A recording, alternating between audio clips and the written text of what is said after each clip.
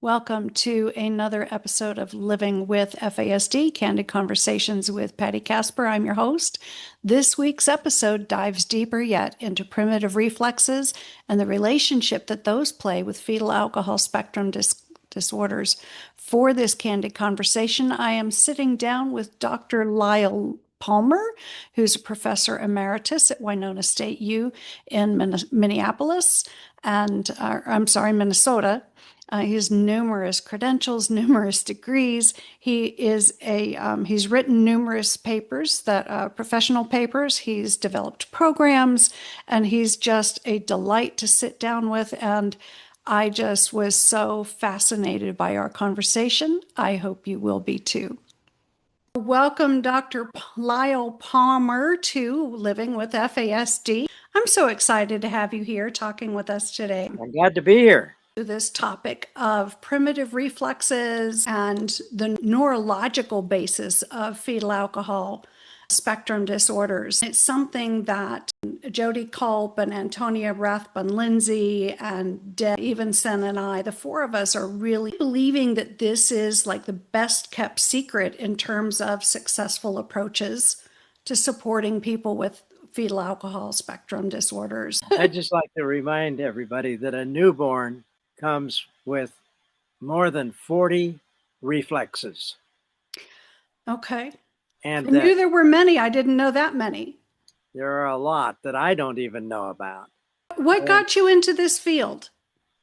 Well, I'm interested in learning disabilities, and they had always thought that there were neurological soft signs. Mm-hmm. And there were things that we could measure, but we didn't know what they really meant. Back in the 50s and 60s, there was a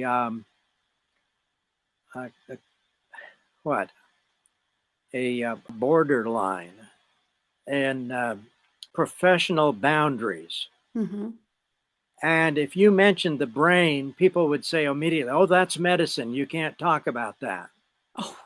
And if you look at the textbooks at the time, the brain was considered a black box. You couldn't look in there. There was no way to measure what was going on in the brain. Well, that was never true, because neurologists had ways of measuring neurological functions, which were always an expression of the brain. Mm-hmm. But along came behavioral psychology, and that was supposed to be the answer to everything. And so that was a huge distraction for about 20 years. Yeah. And it sure has taken things down the wrong path with fetal alcohol spectrum disorders. Behavioral psychology is important for motivation. We have to recognize that we have to motivate the children or the patients, whoever. And so we have to put the law of effect to work every day. Mm-hmm. But it's not the end all. It's a tool. Yeah. So we want to be able to motivate people to do things, to do the therapy, actually. Mm-hmm. So we want to make it fun. We don't want to overload children or adults, for that matter. The big thing that we need to consider is that these reflexes require inhibition. They're all active. Okay. A newborn baby is full of movement. And if we don't give that child a lot of stimulation, freedom to move, then the inhibition process does not proceed as it should. Now, what do I mean by inhibition? I mean myelinization of the axon. Now, what is myelin?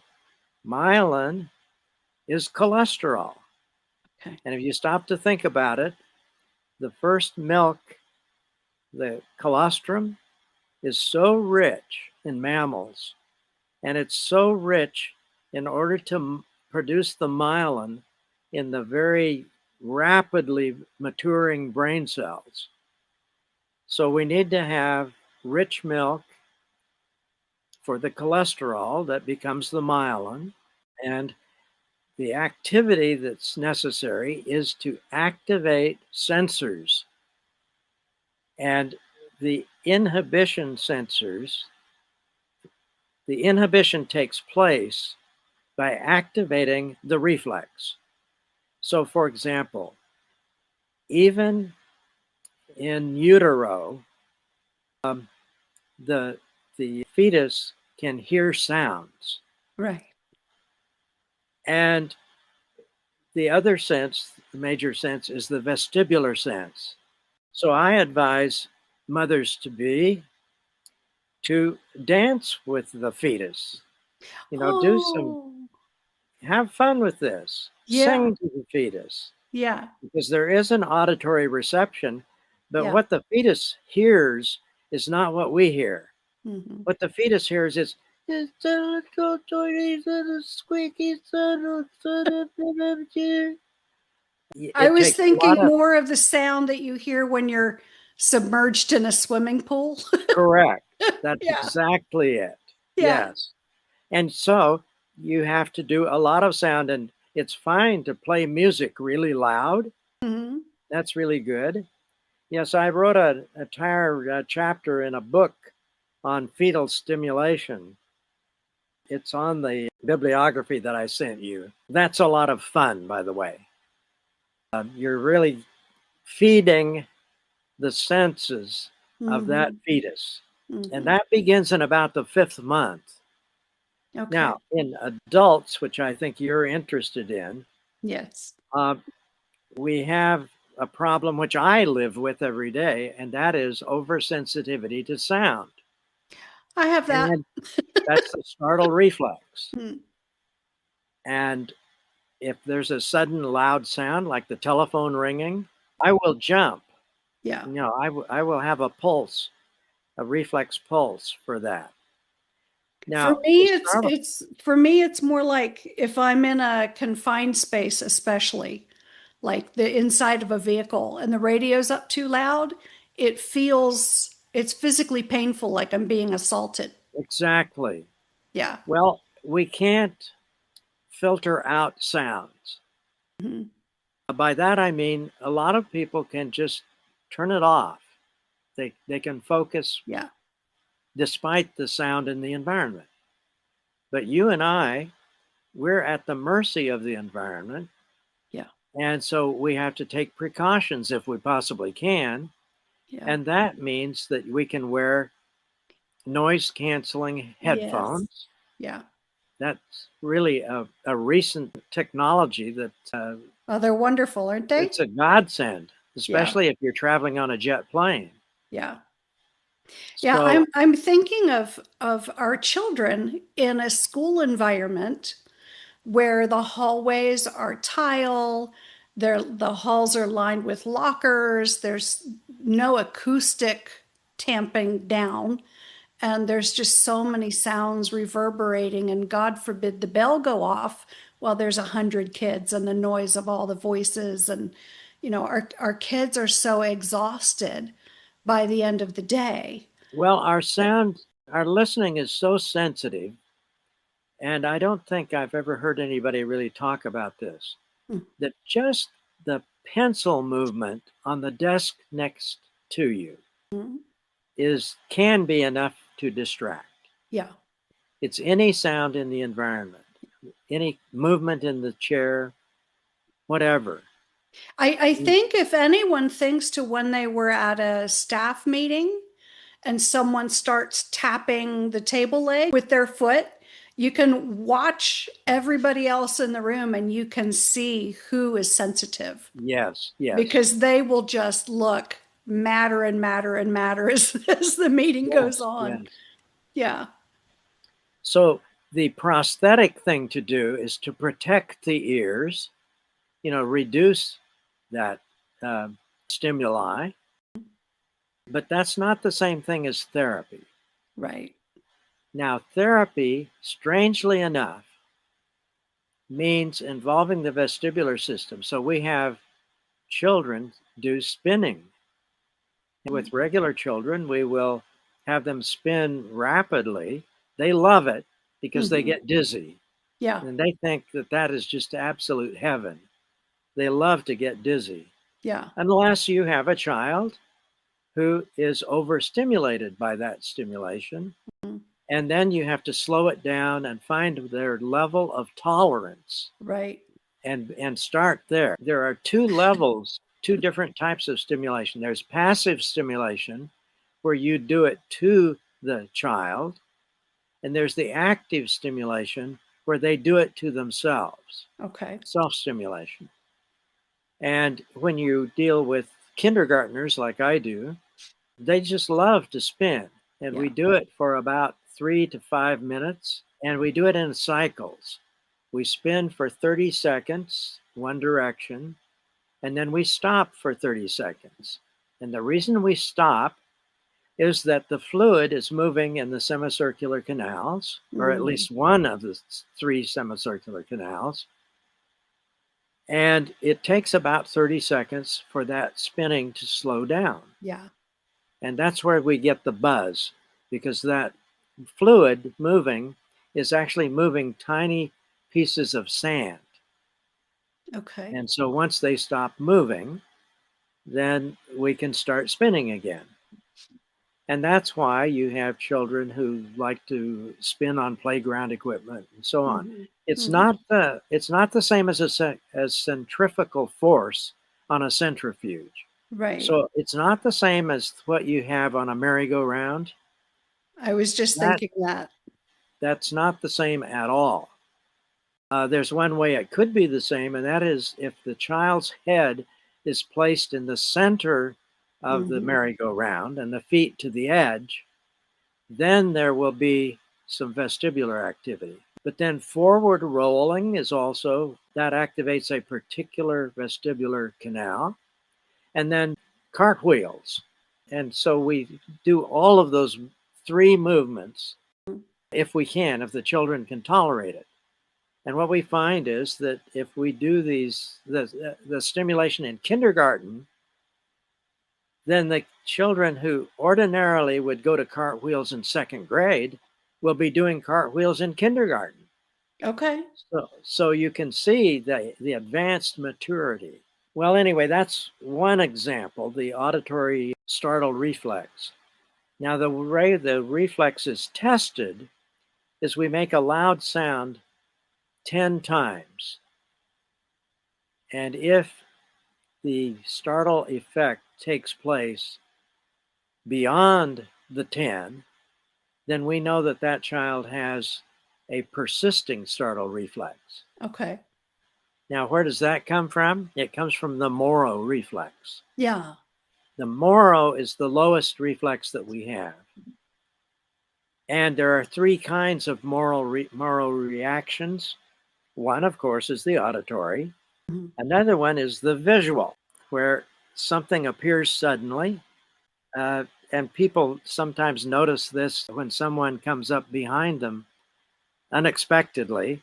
Yeah. And their peripheral vision picks it up, and then they are startled. They do a jump in their seat. Yeah.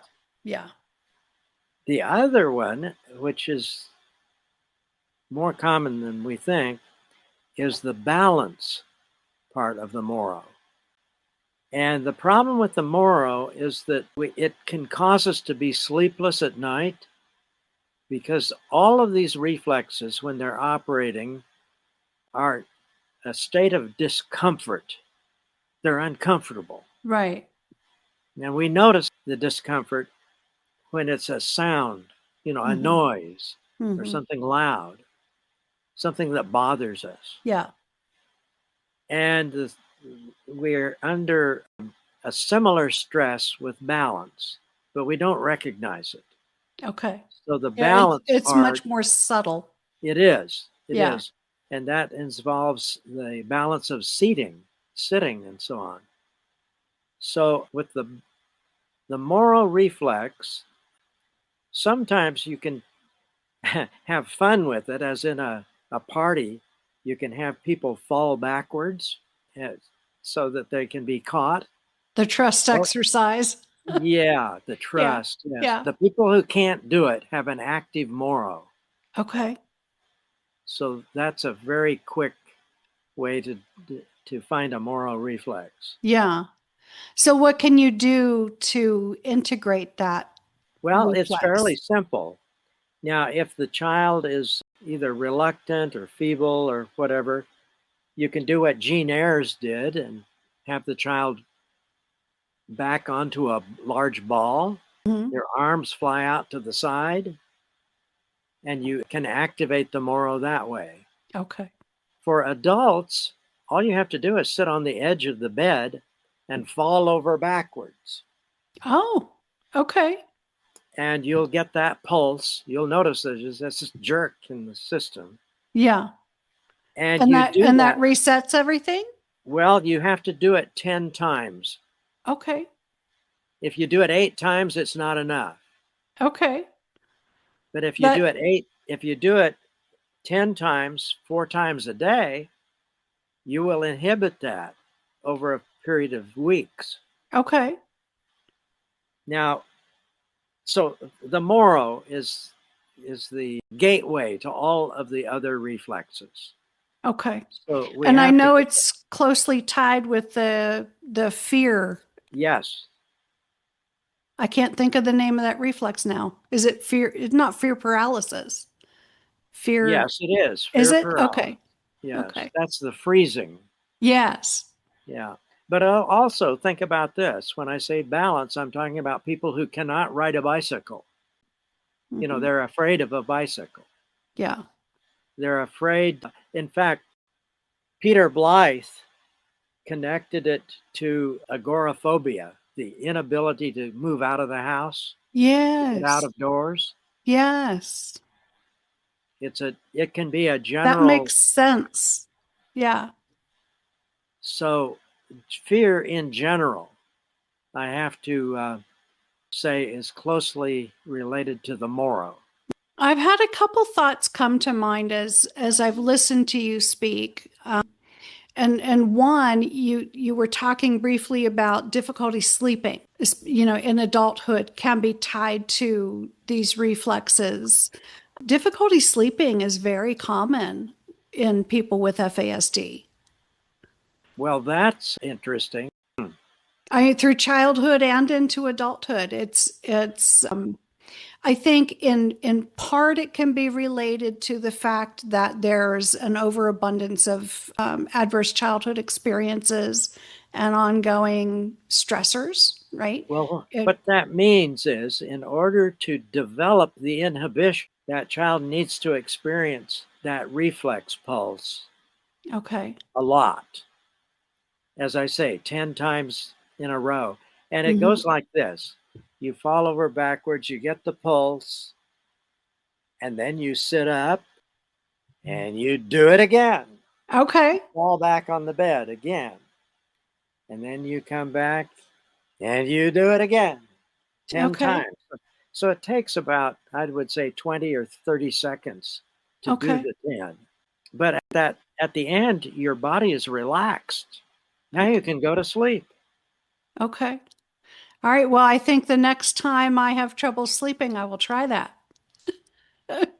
I'm curious if vertigo is tied into this at all. Well, vertigo is complex because there can be problems in the cochlea, where the fluid is, and that's a middle ear problem. Now, that's a bit different from the vestibular system. Okay. So that's not a reflex thing. Probably not. But okay. There are ways to test that. They have ways of testing that. So that requires an ear, nose, and throat. I can't even say it, can I? An ENT doctor? EMT, right. Yeah. Yes. Well, so that's the Moro. And we know what to do about the Moro. That's the main thing. Yeah. And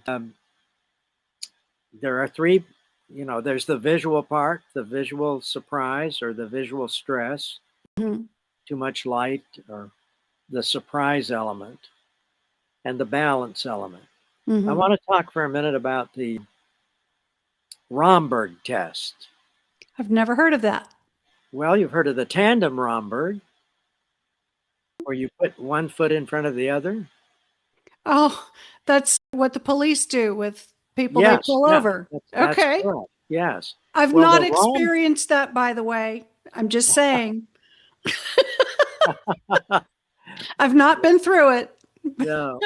but I watch Well, Cops every now and then. well, back walking the balance beam is really a That Romberg that I've activity. done. Well, the Romberg, not the tandem, but the Romberg is just standing erect with your feet in a normal position, right? Maybe a few inches apart, maybe Okay. 6 or 8 inches, balanced. And I have to say, when you line children up, let's say 6 at a time, they're they're doing this. They're twitch, Okay. and those are called choreiform movements, and they should not be there. Oh. They're jerking and twitching and grimacing, and you have to. It's a test for stillness. Hmm. A child who is well organized neurologically can stand still, can sit still, and so all we have to do is observe, Okay. and you've got all of these twitches and whatever. Or pay attention to yourself when you're in a long line at a And store. yes, the Yeah. children don't even know they're moving. Right. They have no, they've never thought about it. Well, I want to move on to the tonic Well, neck. what do you do about that? How do you Well, inhibit that? it we'll come back to it. Okay. it's Fair just a, enough. it's just a sign, that these pulses are taking place in the body, that there's a reflex going on there somewhere. Okay. Now, of course, if you look kinesthetically, if you're just thinking muscles, Hmm.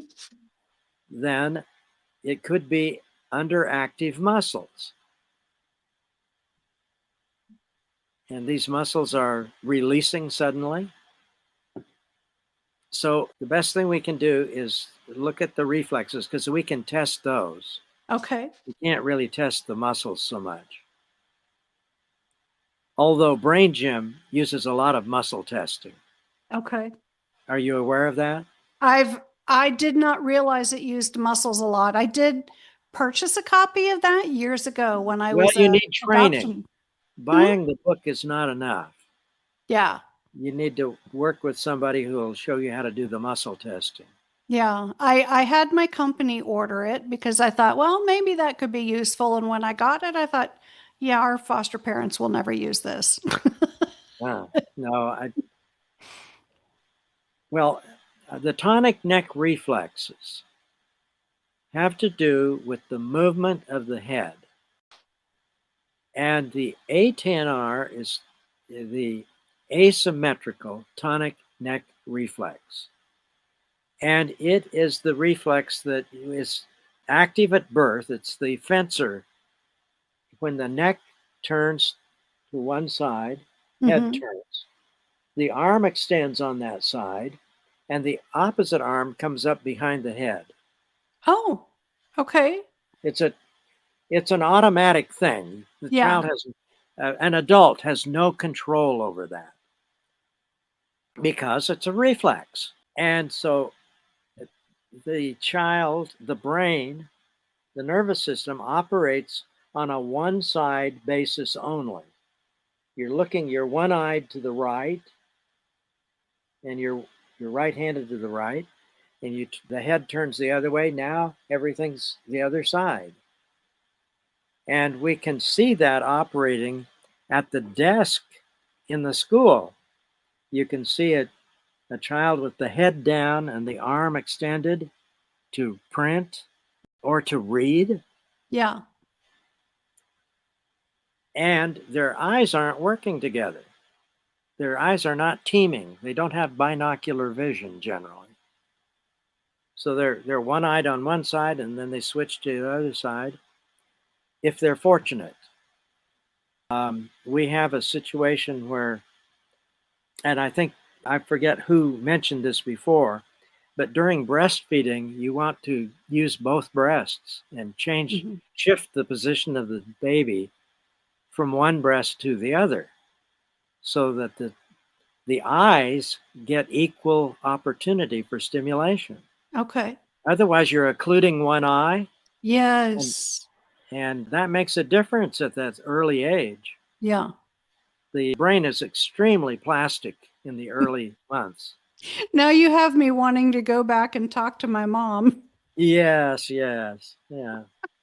Well, anyway, I when I had the occupational therapist on, she mentioned that reflex, and she was talking about like a standard vision test and how eyes will jump, and my eyes have always jumped. oh, And I thought maybe that was related to having the muscle surgery when I was 3. oh, But what was but but maybe it's because my mom didn't shift me around enough. I well, don't what was know. that about? What was that surgery about? Did you My have a when it still happens when I'm very tired, this eye goes to the wall. My right eye just well, goes here's up. what we do. I'm going to hold up a poster here. Okay, I hope you can see this. I can. Alligator crawl. Well, look carefully. Okay. The limbs are extended on one side of the body. Yeah. That is a homolateral ATNR position. Okay. Now, if the arm is up on one side and the opposite knee is up, that's the cross crawl. That's very efficient and quick. Okay. But when it's the ATNR position, that child is vulnerable in a fire situation. That child cannot move efficiently for fire escape Wow. Okay. because the children have to hit the floor. You know, the smoke will Hmm. rise. The floor is the Hmm. only safe place. Right. And they get stuck there because they can't Wow. really push well Right. on that side. Right. So you need to be able to pull with one arm and push with the opposite leg, Yeah. opposite toe. And that's what we do in kindergarten. Now, what to do about this? We do what are called flip flops. We put the child in one position on one side and then we flip to the other. The limbs come down on one side and up on the other. Okay. And we do that 10 or 12 times and then they're released to do a natural crawl. But having the ATNR is a block for normal coordination. Oh, Dr. Palmer, you have my mind spinning again. I'm my oldest brother. He and he's willing to talk about FASD with me, unlike the middle one. But my oldest brother, we both think was even more severely impacted than me because it was early in their marriage. Both my parents were drinking much more. He went straight from sitting to walking. He never Yes. learned to crawl until the middle one started crawling. And so he learned how, purposefully learned instead of naturally falling into it. Well, there are some people who just want the child to walk and as early as possible. There's a price that's paid because not only did we have to mature the ATNR, but there's the STNR, which I want to talk about too Okay. next. I'm sorry, I'm being confused here. I've got to turn off my phone. It happens to all of us. Yes. Okay, that's done. Um, so we've got the ATNR. We know how to correct that. Now, when an adult can sit on the edge of the bed and do the cross pattern Okay. one way and then the opposite, and as we do this, we'll get that reflex pulse. There'll be this jerk, Okay. and that can cause sleeplessness. Oh, Having an active, uninhibited ATNR can mm-hmm. keep you awake because of discomfort. Yeah. But now I want to talk about the STNR, the symmetrical. And the symmetrical is the creeping on hands and knees level. And what we find in the classroom here is that the top of the body can be flexed. That by flex, I mean you're making your elbows, right? When you do that, your legs have to stand out straight. So teachers complain, well, the students are showing improper posture, right? They're not sitting up. We want them to sit up. We want them to flex their legs as they sit, and we want them to flex their arms as they're holding a book or they're printing.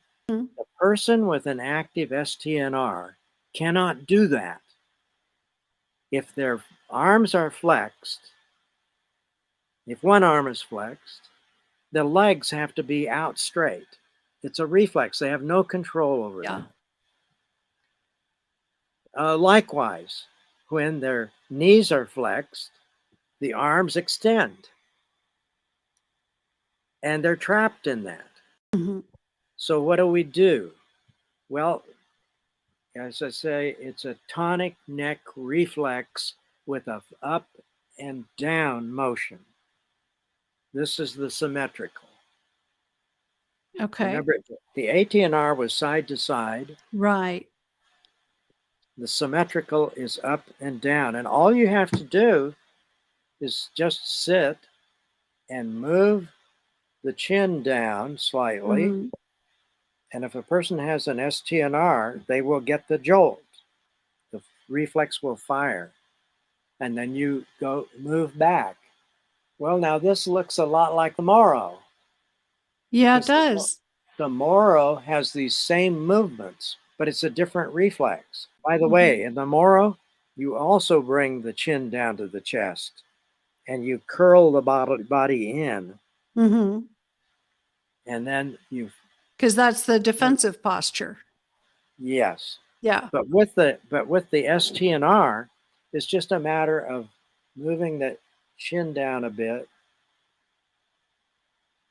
And I used to have this, but I did a lot of stimulation with this, so it matured up. What I'm saying is that we can inhibit these reflexes, but it takes a bit of discipline to put it on the schedule. They're not difficult to do. And they don't take long.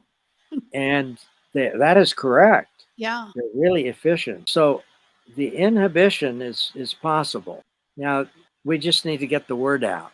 Yeah. You know, I'm not aware of any parenting books that have this out there. I think have you ever read Jody's book? I have, yes. Yeah, The Fascinating Journey, the Yes. Fascinating Journey. Yeah. I think she gets into reflex development quite a bit. But what she has found is that it's at a deep level. And so people need to really be introduced to the topic and build up to being able to really appreciate what she wrote, which is one reason why I'm focusing on it so much in the podcast series. Well, the STNR is really important for vision because sometimes we see these children whose eyes are really looking in different directions. Like when I'm tired and this eye goes that way. Yes, the fusion is no longer there. The two eyes do not fuse into a single object.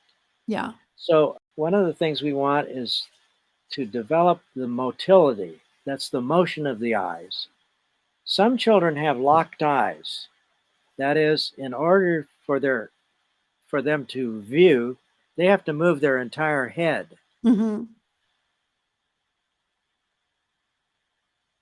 And the thing about the STNR is that the child whose eyes are not working together can only look at the page for maybe a half second. Okay. And immediately their head comes up, they look away. So you want to be aware of the child who's looking away from the book because the near point convergence is so uncomfortable. that they can't tolerate it. Yeah. And I have, even in college, found students whose point of regard, where they can converge on this, the two eyes converge, can be at 6 feet. If you move something closer to them than 6 feet, they become one-eyed. So, to get things started, we have children do tracing. And one of the things in our classroom is to put up what we call a wagon wheel. I'm going to hold this up for you here. Just a little bit higher? Okay. And we have the child hold the chin so that the head cannot move. Okay.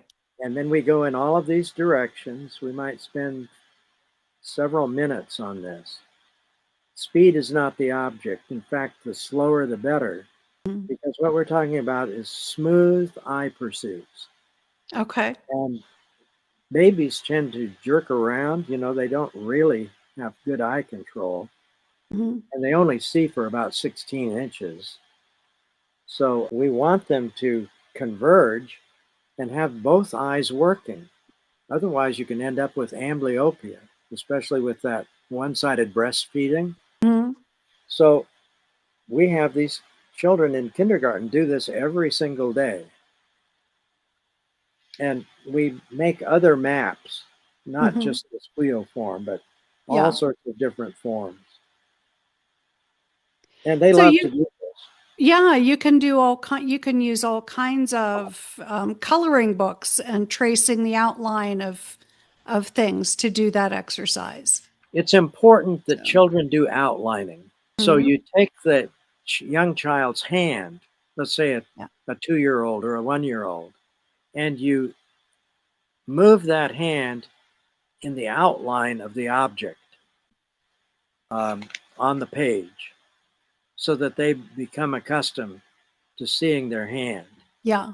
Another thing is that we actually I used to carry a pen with me to put to draw on children's fingertips, on the nails, or you can use a sticker, but you have something on their finger or fingers, all fingers, so that they're actually looking at their hand. And that is the beginning of eye-hand coordination.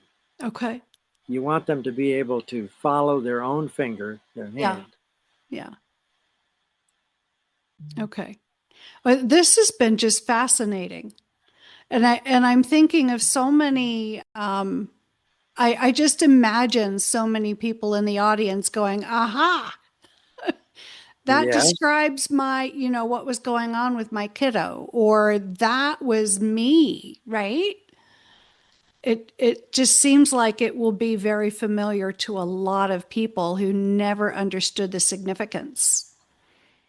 Like I don't think any of my eye doctors or optometrists or maybe even the ophthalmologists ever appreciated my eyes jumping as I tried to follow their movement across the midline. Well, there's a difference here. If you're following your finger, that's called near point. And education takes place within your arm's reach. Okay. Your book, everything you're printing, your drawing, your inspection of photographs or whatever. You're putting together a model or whatever. It's all at near point. If your near point vision is screwed up, that's going to make you less efficient overall. And that happened to me. I was in high school before they discovered my amblyopia.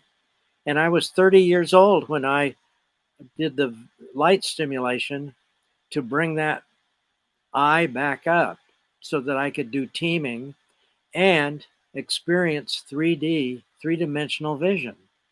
Because if your eyes aren't working together, you don't have three-dimensional vision. Yeah. Yeah. So it's that really screws up your depth perception. It sure does. And can make driving challenging. Well, I have a suggestion on the vision part because schools do not understand vision. There was a time when schools, especially the remedial teachers, were concerned about vision. And that's back in the 30s. What And happened? it was too much trouble. And the people doing the teacher training dropped it out. Mm-hmm. And so today, I have a saying that teachers are blind to vision. Mm-hmm. They don't know anything about vision. Yeah. But here's what I recommend, that the school screening test, the telebinocular, which was invented for school screening by one of the great reading teachers of all time.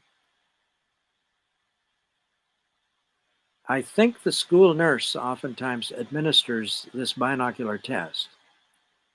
It's a binocular. You can look it up on the internet. Mm-hmm. Keystone telebinocular. Okay. And the school nurse, if there is a school nurse, oftentimes give it, but they don't know anything with the results. Right. It's very odd. Yeah, But people are well trained to follow procedures, but they don't necessarily have a clue about interpretation. correct, absolutely correct. Yeah. It's the difference So, between memorizing and learning. well, we call them technicians. They weren't the ones who invented the machine. Yeah.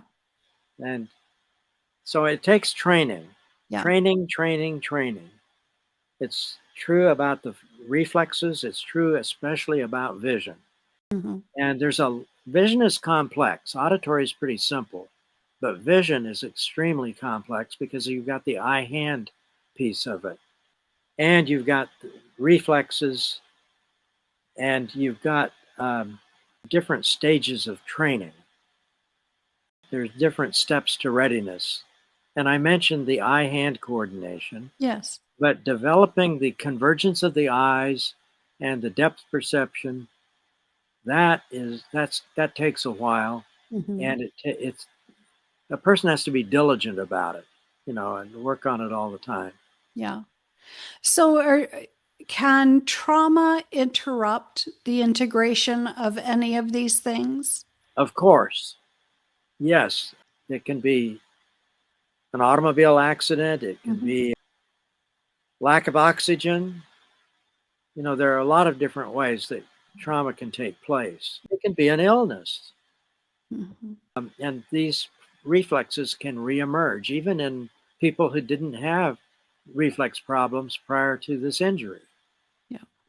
But the point here is that we know what to do about developing the inhibition. Right. So it's done through repetition, Mm-hmm. but not to the point of fatigue. You do 10 or 12 repetitions and that's it. Yeah.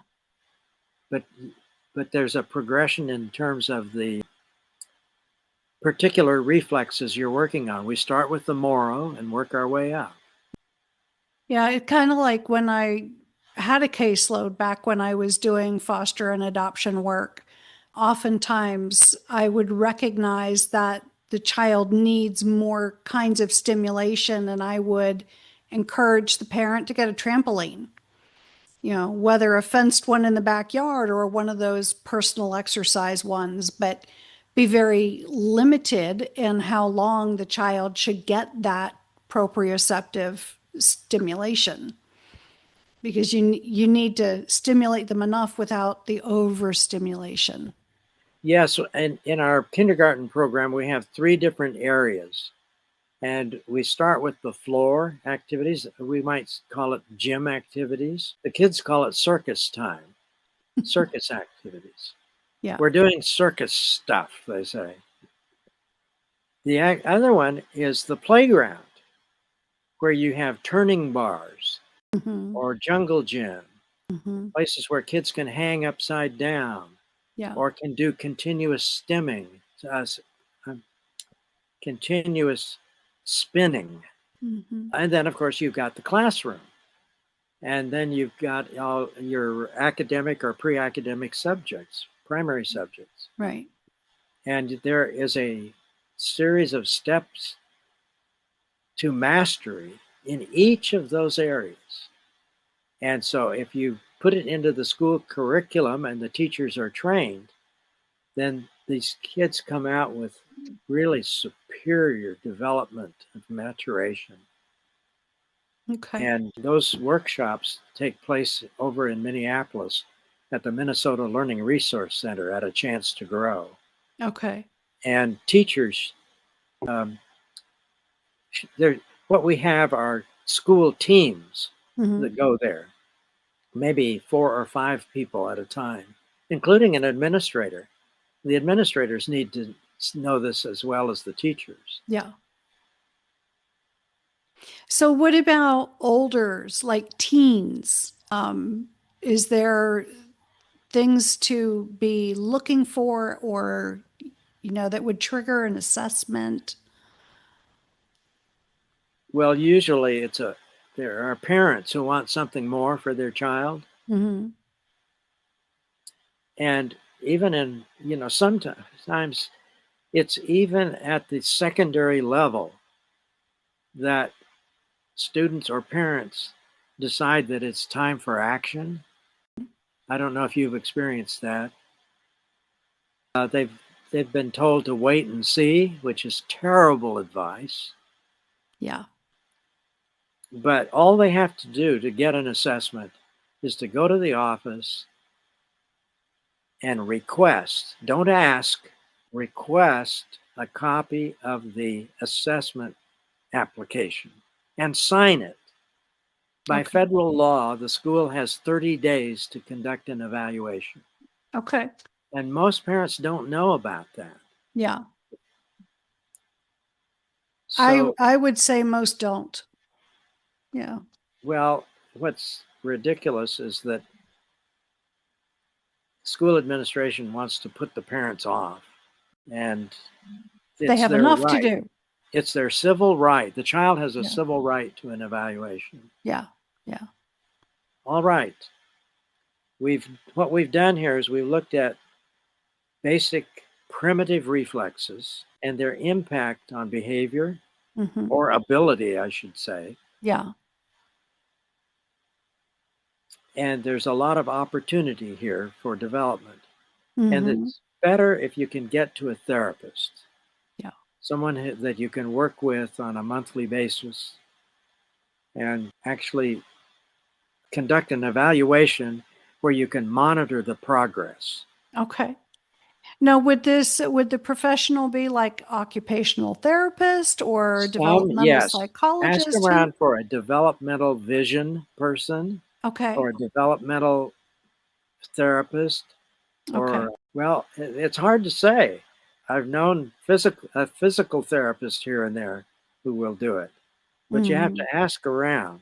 Yeah. And physical educators often know about reflexes. They might not know what to do, Yeah. but they understand reflexes. Mm-hmm. They're the person on the staff who will understand what you're talking about when you say primitive reflexes. Physical educators Mm-hmm. have some Mm-hmm. background in physiology, so they will understand that. Yeah. Yeah. What about for any adults that have been watching this discussion, listening to this discussion, if they have an aha moment, like, I wonder if this is me, who could, being way beyond school age, where would one turn? Oh, occupational therapist, a Okay. physical therapist, a vision therapist, developmental vision therapist. Okay. Okay. Well, this has been just delightful and fascinating and very educational. I would love to have you back on sometime and we can explore a couple more of those 40 reflexes. It's been a pleasure. Okay. I, All I right. Well, this has been a wonderful deep dive, and I don't want to keep going on and on and on and really overloading people. So, but I would love to have you back on to talk about some more of these reflexes at a later date. Would that be all right? yes, indeed. Awesome. Thank you for doing these sessions. It is my pleasure. It is my absolute pleasure. So, thank you so very much. And where is my camera off?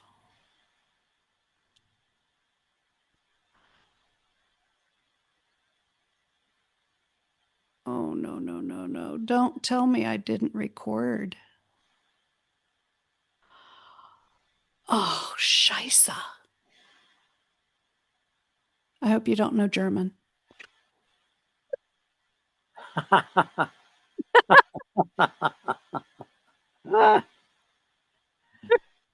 Oh, wait. Okay, here it is. Pause or stop recording.